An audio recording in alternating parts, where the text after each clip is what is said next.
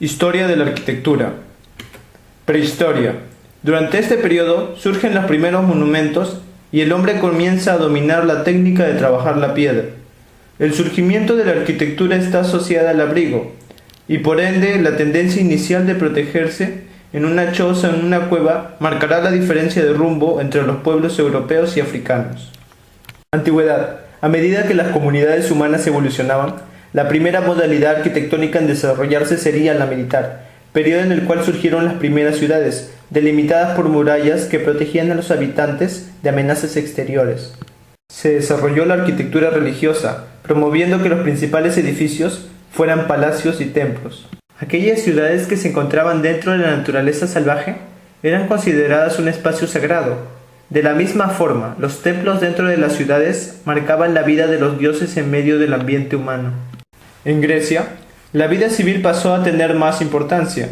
La ciudad se convierte en el elemento principal de la vida política y social de sus pueblos. Mientras que los pueblos anteriores desarrollaron solo las arquitecturas militar, religiosa y residencial, los griegos y romanos fueron responsables del desarrollo de espacios propios para la manifestación ciudadana, como lo son el ágora y el foro. Los asuntos religiosos aún poseían un papel fundamental en la vida cotidiana, por lo que ahora serían incorporados en los espacios públicos.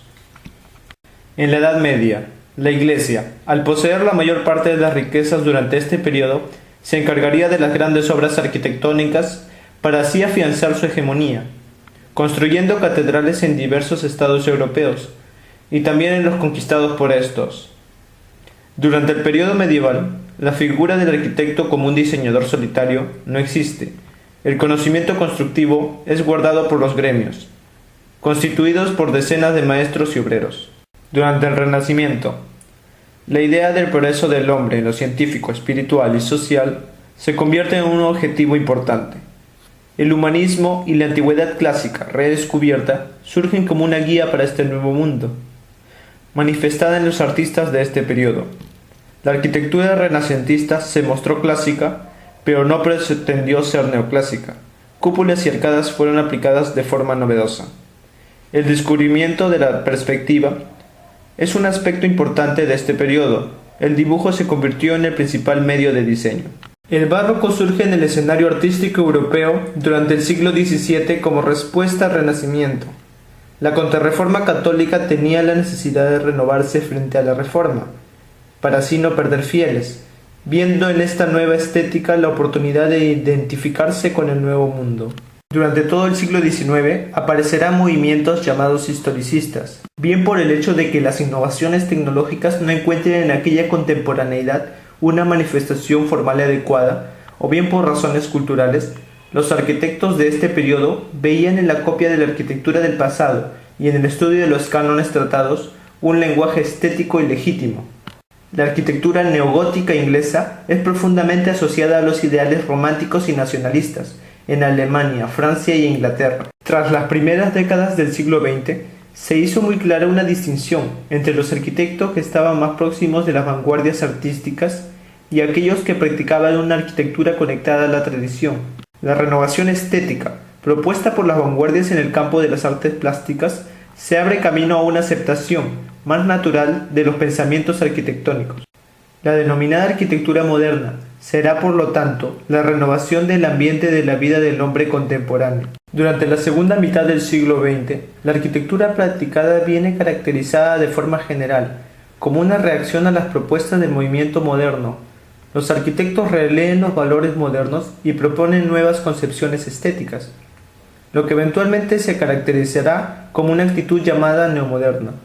Durante la década de 1980, la revisión del espacio moderno evolucionó hasta su total deconstrucción, a partir de estudios influidos especialmente en corrientes filosóficas como el deconstructivismo. A pesar de ser muy criticada, esta línea de pensamiento estético se mantuvo en estudios teóricos y en la década de 1990 sedujeron a un gran público hasta lograr convertirse en sinónimo de arquitectura de vanguardia. Ahora, regresando al pasado, nos centraremos en la cultura que hemos elegido. Hace miles de años, una civilización construiría grandes hazañas que hasta ese entonces se creían imposibles. Egipto. Estaba ubicada al noreste de África, limitando al norte con el mar Mediterráneo, al este con el mar Rojo y rodeado por desiertos, que en su actualidad son Israel, Sudán y Libia. Antes de proseguir con nuestro tema, les mostraremos un pequeño video como introducción. Esperamos que les guste.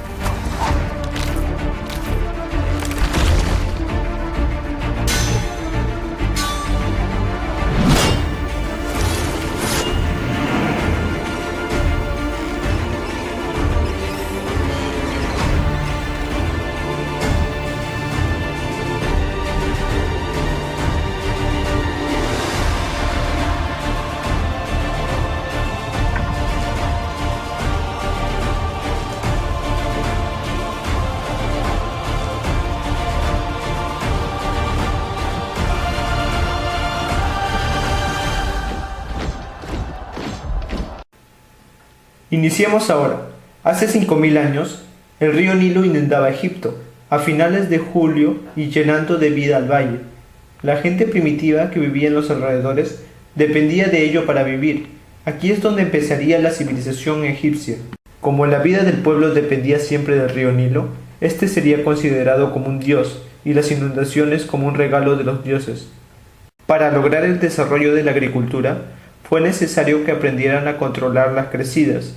Bajo la orden de los primeros faraones, se construyeron canales y diques de contención, impidiendo que las aguas arrasaran con las poblaciones. Organización, política y social. La sociedad egipcia estaba formada por grupos muy diferentes. El poder político y las riquezas estaban en manos de una minoría, mientras que la mayoría vivía sometida en la pobreza. En el punto más alto encontramos al faraón y su nobleza real. Como autoridad suprema, hijo del sol y con amplios poderes, disponía de la vida y bienes de sus súbditos. Se caracterizaba por ser monárquico, absolutista y teocrático.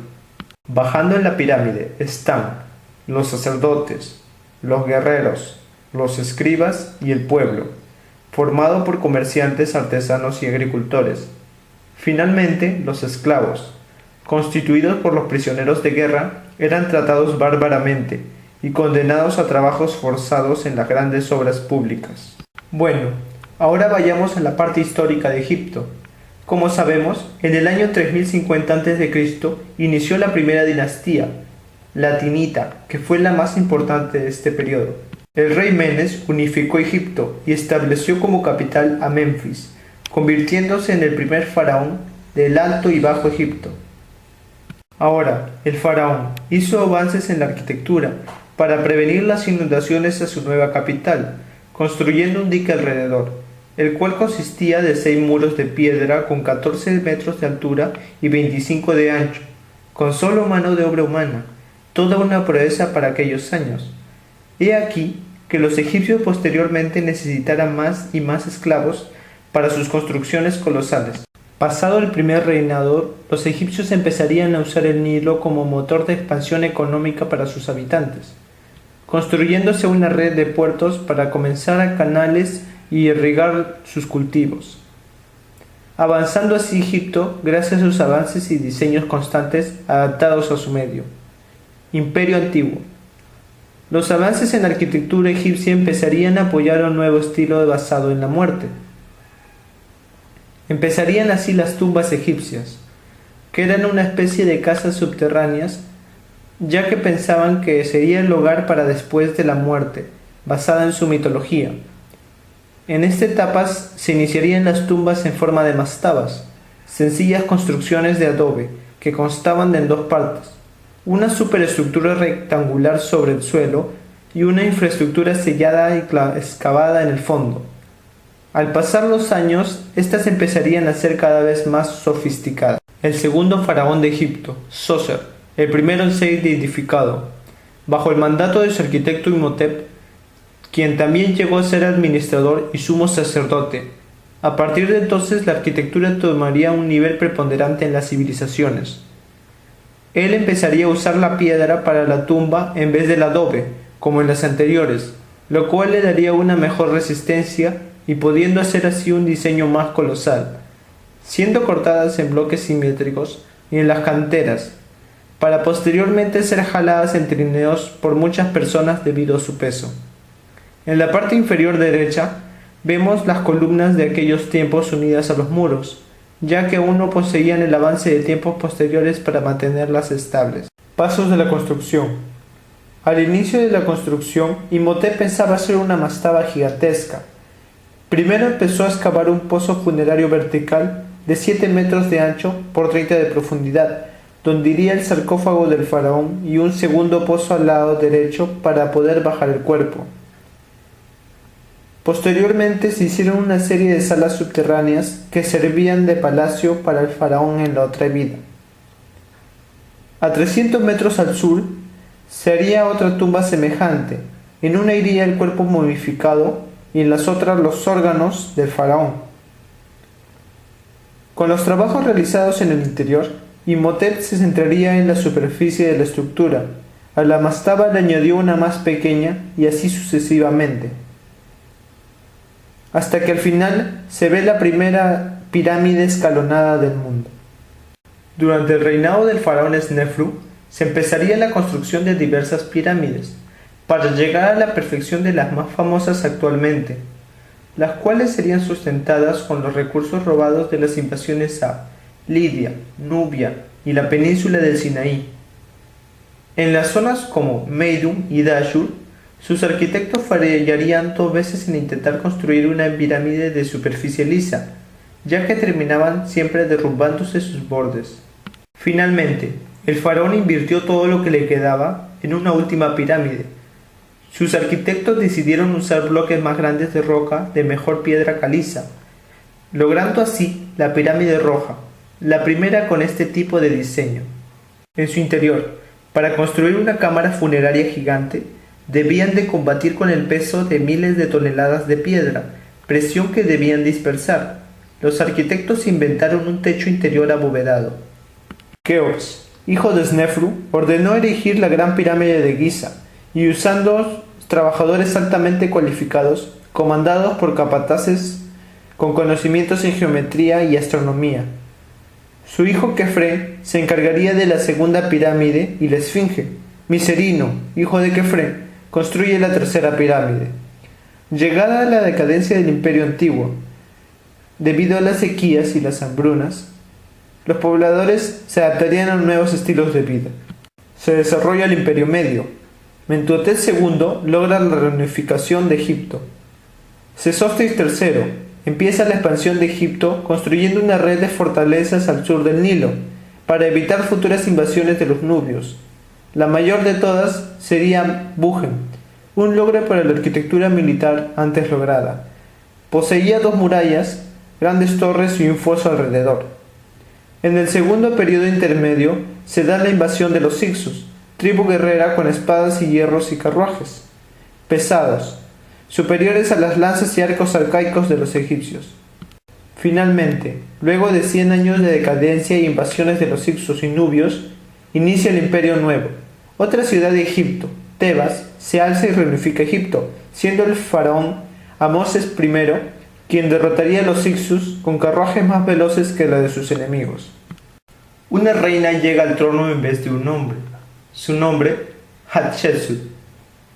Empezaría las construcciones encargadas a su arquitecto Senenmut, iniciando por un gran templo, Endei el Bahari. Se levanta en 3 niveles de terrazas con una amplia escalera central que las conecta, cada piso sustentado por grandes pórticos con columnas. Ya culminados, en el interior le agregaría un monumento a cada columna. El arquitecto Senenmut ahora empezaría a construir obeliscos para asegurar el vínculo de su faraona con los dioses. Los obreros, usando bolas de dolerita, empezarían a cortar el granito por meses, hasta terminar el obelisco. Pero la parte más importante sería alzarlo, para lo cual hay una teoría preponderante. Se construyó una base llena de arena y rodeada por muros de granito, para luego a ambos lados situar dos rampas de adobe, por donde sería jalado el obelisco con trineos y cuerdas. Los obreros irían jalando hasta que se clavara en la arena, y ésta se iba retirando poco a poco, hasta que finalmente solo quedaba el obelisco en su interior. Tutmosis III, hijastro de Hatshepsut, conocido como el Napoleón egipcio, expandiría el imperio como nunca antes se había visto, desde Siria hasta Sudán. Un nuevo faraón llega al trono, conocido como Amenofis IV o Akenatón. Empezaría cambios radicales en todo Egipto. Aparte, sería un logro arquitectónico sin precedentes. Desde siempre, las ciudades eran reconstruidas o mejoradas a partir de poblados ya existentes, pero el nuevo faraón deseaba planear y construir una nueva ciudad, Amarna, desde sus inicios, en medio de un árido desierto. Por si fuera poco, deseaba que sus arquitectos la construyeran lo más rápido posible, para mover a toda la población de su antigua capital a la nueva ciudad, algo casi impensable. Por lo cual, sus arquitectos tuvieron que inventar un nuevo modo de construir más rápido, y mover los materiales hasta el desierto. Así que mandaron hacer pequeños bloques de piedra caliza a tamaño estándar, llamados talatat, con una forma paralelepípeda ortogonal, que serían los precursores de los materiales prefabricados de construcción actual. Al iniciar los trabajos, hicieron que los trazados de la ciudad irradiaran en ángulos a partir de la tumba real. Adjudicaron grandes templos, un bello jardín y la sala del trono, hasta lograr así terminar la ciudad. El faraón, aún insatisfecho, desearía más cambios para Egipto. Elevaría al dios Amón como el rey de los dioses y obligando así a todos a practicar el monoteísmo, ya que se prohibió rezarle a otros dioses. Luego, se proclamaría él mismo hijo de Dios y un dios por ende, obligando a todos a postrarse ante él e infundir el miedo de mirarlo a los ojos. A pocos años de su muerte, sus sacerdotes y el pueblo destruyeron sus estatuas y monumentos para empezar a adorar a sus antiguos dioses. Para los egipcios, la resurrección es palpable y real. Por lo tanto, al destruir sus estatuas, el faraón regresaría con su cuerpo destrozado a la otra vida. Por ende, el sacrilegio es el acto más atroz en Egipto. Vaya, qué triste final para un faraón tan adorado en vida. Tutankamón, hijo de Akenatón, regresaría con todo el pueblo a la antigua capital, Tebas, donde los arquitectos harían las mejores tumbas de todos los tiempos, llenándolas de grandiosos tesoros, en el cementerio más famoso del mundo, el Valle de los Reyes. Moriría joven y enterrado con menos tesoro que de los demás, pero los cuales se asombrarían al mundo al mostrar las riquezas del antiguo Egipto. El poder pasaría ahora a Seti I, que en realidad había sido un general. Usa dos armas, la conquista y la construcción. Construiría el templo de Karnak, con 134 columnas, cada una con la altura de un edificio de 7 pisos. En la imagen inferior se nota una columna inacabada, que mostraba que interiormente estaban hechas por secciones. Finalmente, Seti I expande el imperio hasta los pueblos fenicios y rutas comerciales. Ramsés II, al igual que su padre, seguiría con el intento de expandir el poderío en Asia, derrotando revueltas en Canaán y empatando en una inmensa batalla contra el imperio hitita. Luego construiría el templo de Abu Simbel en una ladera con detallados trabajos en relieves, tanto en el exterior como en el interior, mostrando que los egipcios para ese entonces ya poseían 1500 años de experiencia labrando piedras por generaciones. Lo más interesante es que en muchos monumentos su esposa, Nefertiti, poseía el mismo tamaño de las estatuas que el faraón, lo que mostraba el papel protagónico de las reinas de aquel tiempo. Entre los años 1085 a 1030 a.C. se desarrolla la decadencia de Egipto. Pasaría a ser invadida por los asirios y luego los persas. Un suceso arquitectónico importante se daría cuando Alejandro Magno, emperador de los macedonios, invadiría y fundaría una nueva capital para Egipto, Alejandría. Llegarían a construirse más de 4000 palacios y 400 teatros. Se construyó una de las más notables maravillas de la antigüedad, el Faro de Alejandría, con más de 120 metros de altura. Fue construida por el arquitecto Sóstrato de Gnido, por orden de Ptolomeo I, antiguo general de Alejandro y nuevo faraón.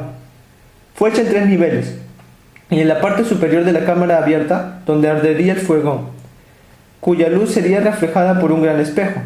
Finalmente, a pesar de todos los intentos de Cleopatra, hija de Ptolomeo y última reina de Egipto, luego de la batalla de Actium, Egipto pasaría a ser una provincia romana, lo que determinaría el fin del antiguo Egipto. Urbanismo. Veamos. Inicialmente el éxito de la antigua civilización egipcia procede de su capacidad para adaptarse a las condiciones del valle del río Nilo. La arquitectura civil egipcia está concebida como una arquitectura perecedera, principalmente de adobe y ladrillo, normalmente con refuerzos de piedra que se aprecian en la entrada o en los vanos. Disposición de la ciudad. Las ciudades egipcias nacen y se desarrollan en el valle, por lo que tienden a tener una estructura alargada y siguiendo al río. Suelen tener una calle más ancha que va perpendicular al río y una plaza, en torno a las cuales se desarrollaría la vida urbana. Viviendas. Las casas eran muy sencillas, poseían una sola estructura cuadrangular con una sola entrada y no más de 3 habitaciones. En el caso de las casas suntuosas, existían patios que terminaban de forma plana y muchas tenían terrazas. Se han mantenido así casi hasta nuestros días. También se construían casas o villas fuera de las ciudades, que solían ser las casas de los nobles. Normalmente estaban amuralladas y ajardinadas. En conclusión, los egipcios nos iniciaron por un camino por la búsqueda implacable de estructuras colosales. La cruel esclavitud fue una forma de obtener mano de obra sin costo alguno.